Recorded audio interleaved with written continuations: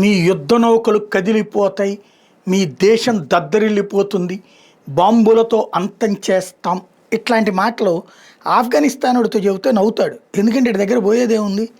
ఇరానోడి దగ్గర చెప్తే వెటకారం చేస్తాడు, ఎందుకంటే ఆల్రెడీ కూలిపోయినాయి, ఇప్పుడు కొత్తగా చేసేదే ఉంది అడికి. ప్రస్తుతం ట్రంప్ ఒక ఏఐ ఇమేజ్ క్రియేట్ చేసి మొహమంతా అని పెట్టుకుని వెనకాలంతా షివరైపోతున్నటువంటి షిప్ను ఒకటి చూపెట్టేసి ఏదో చేస్తానన్నాడు. వాళ్ళు ఇంకో 10 చేసి ఇవ్వగలరు వాళ్ళు ఏఐలు. బేసిక్గా ఒకటి, అమెరికాకి దమ్ముంటే చెయ్యి అంటోంది. అమెరికా దగ్గర నిజంగా దమ్ముంటే ఎవడాపన్నాడు యుద్ధం? యుద్ధం ఆపింది అమెరికా, కాల్పుల విరమణ చేసింది అమెరికా, ఆ తర్వాత బేరం ప్రారంభించింది అమెరికా.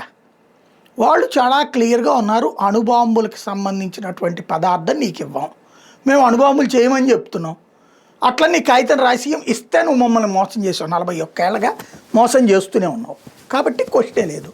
మా ఆయిల్ క్షేత్రాలు నీకు ఇవ్వం, హార్ముజ్ జలసంధిని మేమే దిగ్బంధిస్తాం. వీటిట్లలో మధ్య మార్గ పరిష్కారం ఏదన్నా ఉందంటే హార్ముజ్ జలసంధిని వాళ్ళు వదిలిపెట్టేటట్టు, ఇరాన్ని దిగ్బంధించడం వీళ్ళు వదిలిపెట్టేటట్టు అన్నది సాధ్యమవుతుంది తప్పించి మిగతాది అసాధ్యం.